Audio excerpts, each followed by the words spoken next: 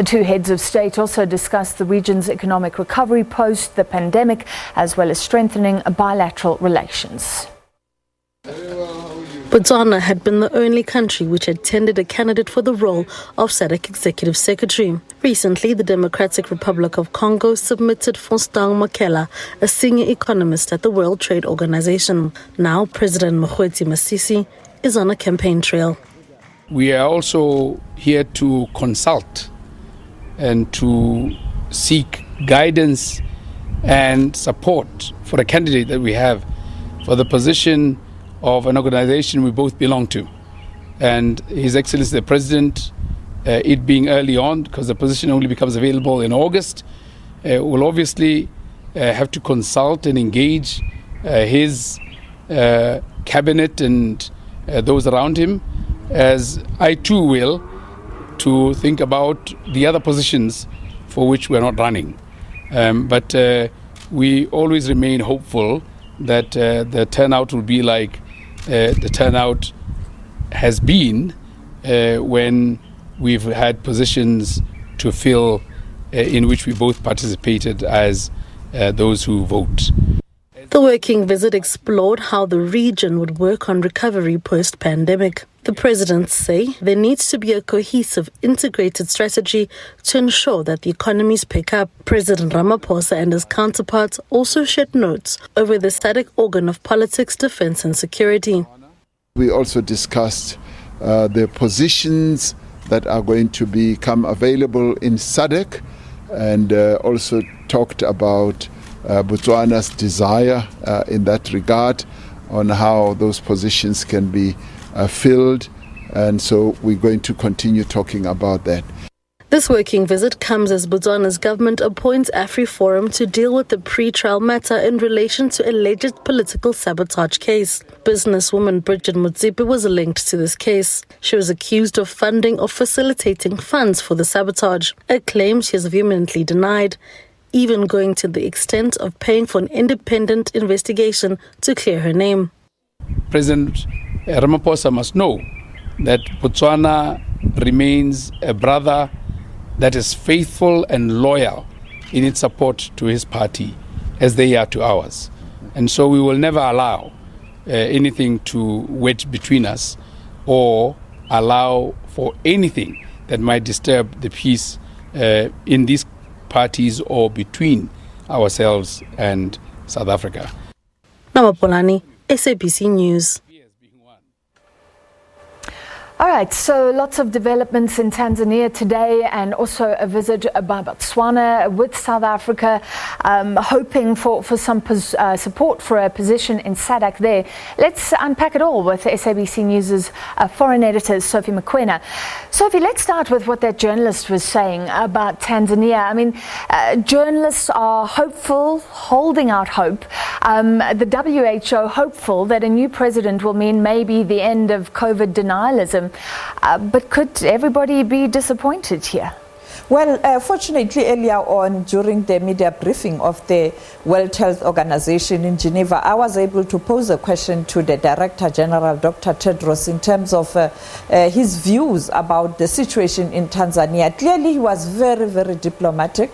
He didn't want to really attack Tanzania or to raise negative concerns around Tanzania, because you know that as a UN agency, they are not involved in issues of politics, but of course, where they see a danger, they will point out at such incidents. And earlier on this week, they were hopeful that with the announcement of the committee in Tanzania that is going to look at procurement of vaccines, there's a light, towards end of all this fracas. But let's take a listen to what Dr. Tedros had to say when I asked him whether he is optimistic with the new leader at the helm, whether things will be much better and perhaps information will be available and we'll see transparency. I would like to use this opportunity to express our condolences and also sympathy to the people of Tanzania and the family of the late President Magufuli. from myself and all my colleagues in WHO. And also, I would like to congratulate the new president on her appointment. I have already stated this earlier today, actually. Look forward to working with the new president very closely and help them in any way possible. This virus has affected the whole world, and no country can say that we don't have the virus. I think working together and stamping this virus out of every country will be very important, and it starts from sharing information and also taking all the right measures to control the pandemic. Dr. Tedros speaking to the SABC, they are responding to a question around their views with the new leader at the helm, whether things are going to change. If you note, Francis, he was smiling. That's part of diplomacy. You're trying to project a body language that speaks to reaching out when he said, no country, emphasize, no country is immune from this virus. Earlier on, we had Kennedy saying, Tanzania is saying they are free from the virus. Therefore, the WHO Director General is saying indirectly, there's no such a thing. Yeah. Well, it makes sense what he is saying. Let's come back to Botswana, the president's visit. Does Botswana stand a chance to get support for the position that they would want to contest in SADC? Well, it will depend whether President Masisi has been able to lobby member countries of SADC. But remember, the headquarters of SADC is in Botswana. And currently the secretary of SADC is a Tanzanian, Dr. Stegomina Tax. So it will depend whether he has done his groundwork.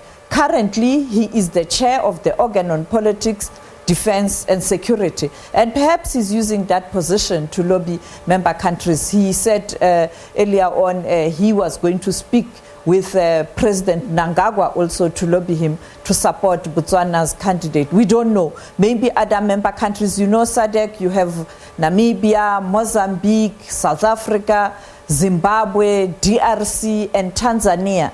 Therefore, we don't know what's likely to happen. But I think you could see that he was really, really pleading with South Africa. You look at his body language and his, phrases and concepts or words that he used.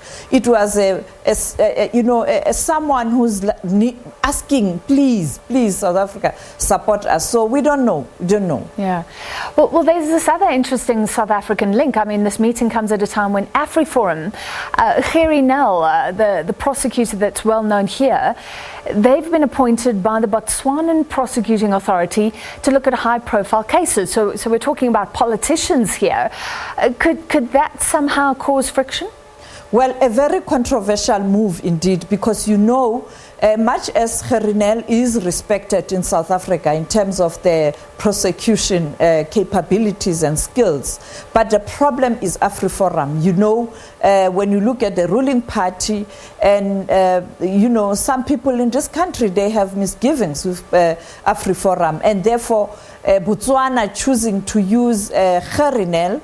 And the gripe now is that much as Botswana said, they approached Gerrie Nel, not AfriForum, but he's using the letterheads of AfriForum, and therefore there's no, clear indication whether he's AfriForum or independent. You can't divorce him from AfriForum because he started this institution or this work under the banner of AfriForum, and therefore politically it is not sitting well with many people around the country. But of course then the courts will have to decide. And secondly, when you listen to President Masisi, that last upsound in that package that was narrated by Noma Bulani, where we're talking about that issue, him saying nothing, emphasizing, trying very hard, at pains to emphasize the fact that whatever is happening around us as a country, but also as the two parties based on members or politicians in both countries, it will never damage the relationship between the ruling party in Botswana and the ruling party in South Africa. But the reality is, it is not going to be business as usual.